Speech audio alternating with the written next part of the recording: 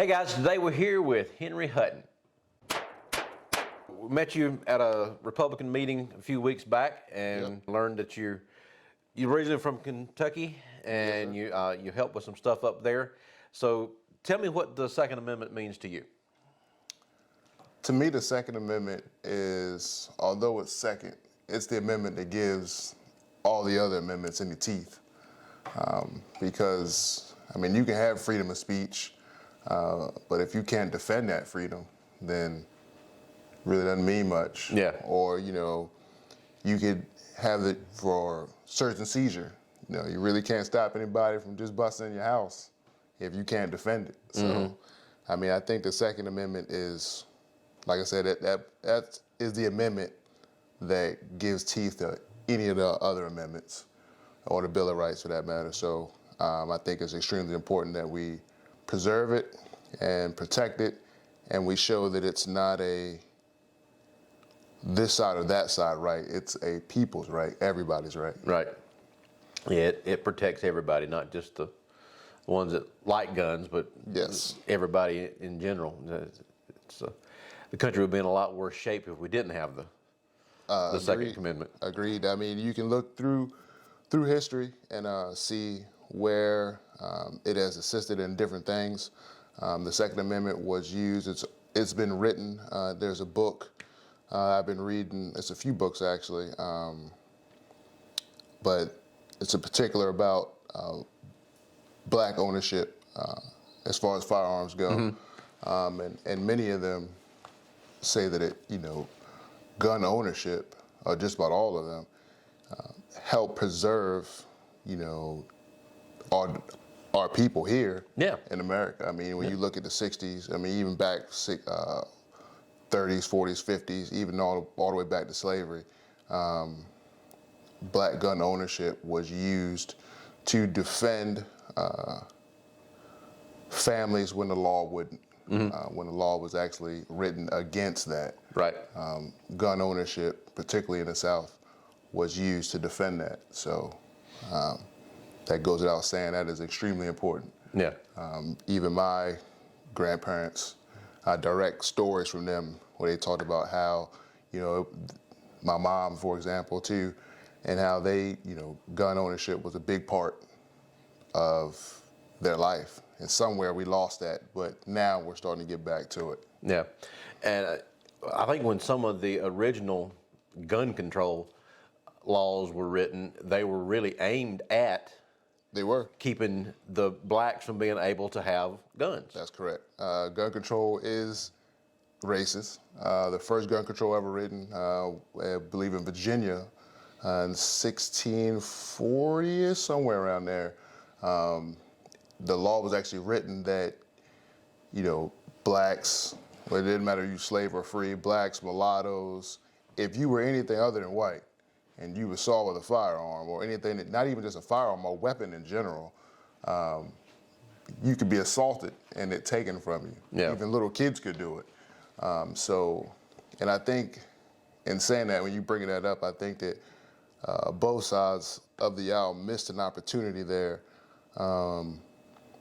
This previous year, there's a big thing on systematic racism. One side pushing it, that it was everywhere, all the time, on every rock, every leaf. That was their talking point. On the other side, the talking point was there is no such thing as systematic racism.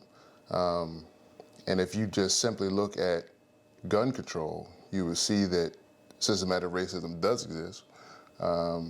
Ironically, though, it was from the side that now claims that, they're so against it. But I think that the right missed an opportunity in just simply discounting it instead of researching it, and saying that, hey, yeah, it does exist, and you guys are the ones that are pushing it. So, I mean, even to this day, gun laws that are written disproportionately affect people of color. Like, for example, if you increase the fee to get a concealed carry license, that disproportionately affects people of color who, historically have lower median income, or just trying to survive in a lot of cases. Yeah. So that's why I'm a firm supporter of constitutional carry laws. I mean, it's already written in the Constitution. We shouldn't have to write a law to allow us Right. to do something that's already written in the Constitution, but that's where we are. And I definitely believe that as a people, we definitely need to get back to gun ownership and responsible gun ownership, because you can't have, you can't say, and it's particularly coming from, again, a particular side, is you can't say that there's, the government is racist, cops are racist, white supremacists are everywhere, and at the same breath say, hey, we need your guns. Like, that just doesn't make any sense. Yeah. So if that's the case, I should be getting a tank, let alone just a AR or a semi-automatic pistol. So it just doesn't make sense to me. And then, again, you'd be like, hey, so what am I supposed to do? Like, well, just call the cops. Like, but you just said all the cops are racist. So how does that make any sense? Yeah. Yeah, their own argument, just if you actually look at how they're got everything structured, it just doesn't fall out as making any sense at all. No, not at all. Not at all. And now with crime skyrocketing, and hot spots across the country where, ironically, gun control is pushed as the saving grace, and it's not. And Right. people are starting to see that now. Yeah. Not just your stereotypical gun owners, but everybody. I just read an article yesterday where there was a family in Beverly Hills, of all places, and she was saying that she was so anti-gun, but now she's starting to realize that she needs to get training, and she's going to start, if she can, carrying and owning a firearm. Good luck with that in California. Yeah, and ironically enough, too, in the same LA, the LAP, it was a representative for one, not the union, but some spokesman group for the LAPD, and they actually put out a statement and said that they recommend that travelers do not come to LA because they cannot guarantee their safety because crime is so bad. Oh, God. So, I mean, but then you look at other states. I mean, I believe in the top, you look at the safest states in the nation, the top 5, I believe 3 or maybe 4 of the 5 have constitutional carry laws. You talk about equality, it doesn't get any more equal than that. Like, it doesn't matter how big, fast, or strong I am. If you hit me with a couple rounds, Yeah, and that's also the great equalizer in between men and women too. If a woman has a gun, she is a lot more able to defend herself yes, than if it's a 110-pound woman against a 250-pound man. Yes. That physically they're not going to be able to do a whole lot unless she's black belt in karate or whatever. Yeah.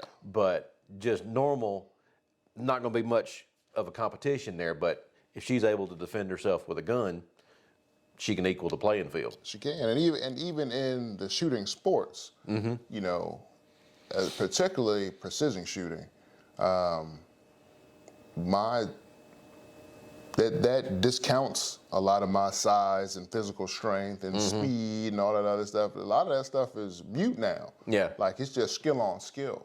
Yep. So, a lot of these shooting sports, you can compete equally, men and women together, because even if I might be able to move faster than you, if I can't hit anything, Yeah. then, Yeah, of the ladies that I've had come through my CWP classes, even the ones that have never shot a whole lot before, once they get out and start shooting, the ladies are usually better shots than the guys. yeah, we saw that same thing in the military, in the Army. Most of them didn't already have bad habits. Right. No preconceived ideas. And then, when they were instructed, they were like, hey, do this, do this, do this. They were like, okay, trigger squeeze, follow through, breathing control, all that stuff. They just did it. They were like, oh man, whatever, I already know how to shoot. Right. And then overall, a lot of times the women would be better shots than the men. Yeah. So, I mean, you would figure in a time where we're trying to push this whole thing that would be highlighted, but it's not. Yeah. So what kind of things have you done, either here or back in Kentucky, about helping push forward the Second Amendment? So in Kentucky, back when the whole sanctuary county movement was going through, I met with a lot of the reps. I went and spoke at our county hearing for when our county was thinking about creating a resolution. This is in Oldham County. I went and spoke there, and from what I'm told, it was well received. And a lot of what I said was taken into consideration when they decided what they were going to do with the resolution, which ultimately passed, and Oldham County became a sanctuary county in Kentucky. Not soon after that, I believe at the time Bevin was governor, and he signed in constitutional carry in Kentucky. So Kentucky became a constitutional carry state, which it is today. And then now that I'm here in South Carolina, I'm looking to get involved and do a lot of the same things, really. I've been to a few meetings, like you already said. And even before I moved down here, I'd already contacted the rep for the area that I knew I'd be moving to, which is Shane Martin. Okay, yeah. And I'd already started talking to him about, because I know he had put forth a bill for constitutional carry here in South Carolina, and unfortunately it didn't pass. Ironically, it was tabled by Republicans. So, I mean, and that's I guess that's one of the things that I want to highlight and bring to light now. You know, with everything so partisan nowadays, they think that, you know, if you like this, that this side will automatically defend them. Right. If you like this, then this side will automatically defend them, and that's not necessarily the case. Yeah. The last 5 states, you know, we should already be at over half the country with constitutional carry. South Carolina, Florida, I think Louisiana, there's two other states. And of those 5, the bill would have passed if Republicans wouldn't have stopped it. Yeah, yeah, because right now in the House and the Senate, we've got a clear majority Yes. of Republicans there, but some of the Republicans don't always vote like you would think they should down there, and hopefully when they do start back up in January, that the Senate will be able to get that constitutional carry pulled back out and get it passed, because the House has already passed their version of it and they've sent it up to them. So hopefully in January, when they come back in session, they'll be able to get that pulled out and get something going on it. That'll be good. I mean, it's funny, really. You know, it's ironic that the last bill that went through that ultimately didn't pass in the House, you had Democrats that supported it, and then it gets to the Senate and Republicans stop it. So it's, you know, I would definitely like to see that, and I think that a lot of those Republicans, I believe it was 9 of them, one being I believe the majority leader, they took a lot of heat for that. I mean, so much heat that a lot of them actually went on their feeds, whatever, Twitter, you know, on social media that they're using, and actually had to make statements on why they didn't vote the way you would have thought they would have voted. So I think if it makes it to them again, they'll like, oh, maybe because if not, it'll be political suicide. So yeah, especially with the election year coming up next year. Yes. There'll be a lot of them that'll be primaried or just voted out of office completely. Yes, I completely agree. Okay. Well, I think I got an idea of what you're going to say here, but tell me about your favorite gun. It would definitely be my .300 Blackout AR. I built it myself. When I was my time in the Army, believe it or not, before I joined the Army, I was actually anti-gun. I didn't like guns. I joined the Army, started being around guns. I was like, not so bad. I started shooting. I was like, oh, this is pretty cool. But I've always liked tinkering and building things. And then they sent me to armor school, Well, that's all we did is tore apart weapons and put them back together. I was like, oh yeah. And that's when it was over after that. I was like, oh yeah, I'm hooked now. So once I got my skills up, I actually went to SDI and I got an associate degree in firearm science. So I actually have a degree in gunsmithing. Right, cool. I built a 300 Blackout. It's where it's at now. It was a progression to get to where it was, to where it is today. It's a 300 Blackout pistol, 10.5-inch barrel. It's suppressed, and I use it for everything. Like, it's a one gun that I can use for anything that I need. For home defense, its size allows me to clear rooms and move through my house. Right. Don't have a long barrel. Yep. Yeah. It's suppressed, so I'm not blowing my eardrums out if I do have to, God forbid, have to fire it inside my home. But I also can use it if I just want to go out and plank and have fun. Although that's kind of expensive right now. Yeah, especially with 300 Blackout. Yes, especially with 300 Blackout, which is why I taught myself how to reload. Yeah. And then, I've used it to hunt. I have 3 deer in the freezer right now. All of them shot my 300 Blackout. I just switched over to solid coppers, Barnes. I can't remember the bullet, but it's their 110 grain solid copper. The last one I shot, she didn't go anywhere. She jumped and fell right there. So, a lot of people complain, 300 Blackout, can't do this, can't do that. For what I need, it's the perfect round. Yeah. None of my shots, if I'm hunting here in South Carolina where we are, I'm not shooting past 100 yards. And a 100-yard shot, that's far. Yeah. With the thick woods and brush and all that other stuff. Most of my shots are within 50. Yeah. 300 Blackout is perfect for that. And I'm shooting a 30 caliber bullet. So, Yeah. I love it. Yeah, unless you're going to be on a power line somewhere shooting. Yeah. And you might get a longer range shot that way, but most of the stuff around here, Yeah, where I'm at, it's the perfect setup, and it's so good. In fact, my wife also has one. Hers is like a miniature version of mine, and she has an 8.5-inch barrel, and she loves hers. So I'm looking at next year again because of 300 Blackout being the awesome caliber that it is.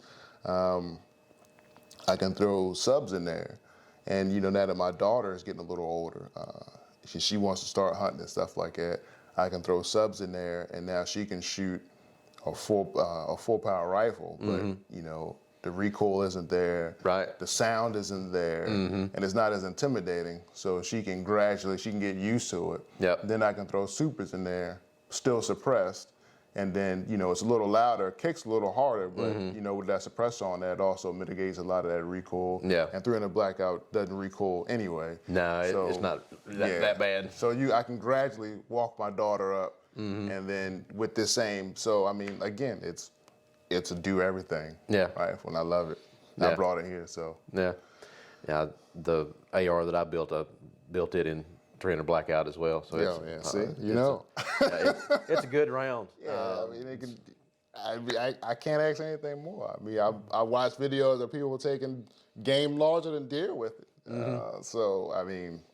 But here in South Carolina, our largest thing is deer, at least for now. Got a few bear that wander down here every once in a while. And I'm sure 300 Blackout would do just fine against that. So, I love it. Okay. Love it. Well, let's go take a look at it and let you shoot it. Right on. Sanchico, Omega suppressor. I learned early on shooting suppressed that it gets hot very quickly. I bet. So this is an investment after. I can't remember who this is. Coltac wrap, so I don't burn myself when I'm making transitions. So I have my light, pressure pad. This is Streamlight, awesome light. It's about time I upgraded now though, because this one is 600 lumens. I think they have this same light, but it's in 1,000 lumens Right. now. Backup sights, definitely recommend those. Even if you have a red dot, because your red dot could go down. These just the Magpul polymer ones. Everything else is pretty much from ADM. Handguard, the upper and lower from ADM. This is a Ballistic Advantage melanite barrel, 10.5 inch. So yeah, awesome barrel. I love it. And MRO, this is, it might see this. This is actually the old MRO. This isn't the HD that they recommend that you pair with this, but I found that it still works. It's just that the dot, when I flip this over, the dot goes from out here to in here. Yeah. So, I mean, but it still works. So anybody out there who's using the old MRO, you can magnify it. You just gotta get used to it, but it's fine. The charger handle we went with actually has a port on the side for gas. So, because when you shoot and suppress, you get a lot more gas coming back. Right. I didn't like that in my face. So it actually blows the gas out the side. That's neat.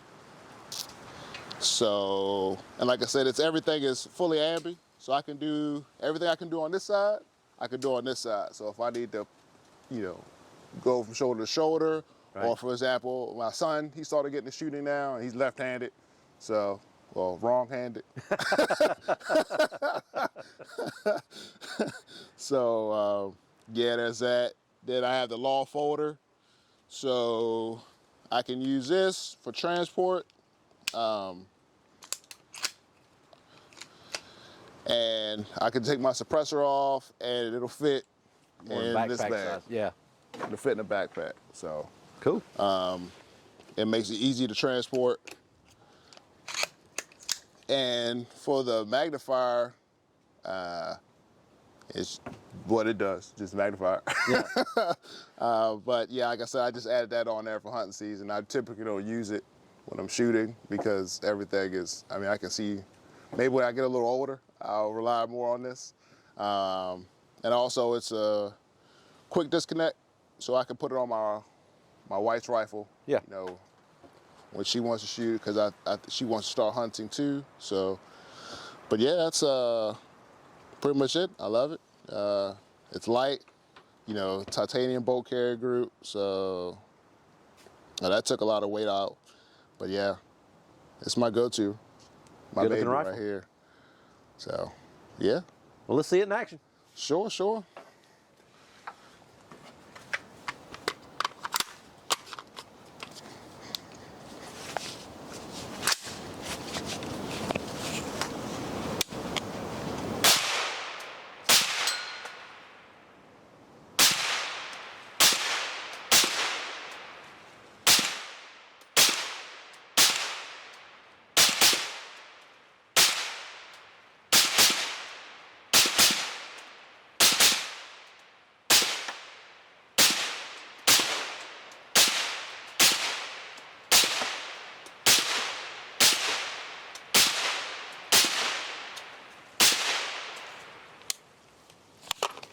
Very nice. Holes in the holes. Yeah, I had to realize I was a lot closer. That first one, I was like, oh yeah, hold over. I was like, oh yeah, I'm a lot closer to that over, yeah. So, Yep. Good Yeah. shooting, man. Very nice looking rifle. Thank you. Well, Henry, thanks for coming out. Sure. Glad you had me out. Yeah. It's nice coming out here. Nice place. Check out doubleeaglegunworks.com for more information. Like and subscribe down at the bottom, and we'll talk to you later. Thanks.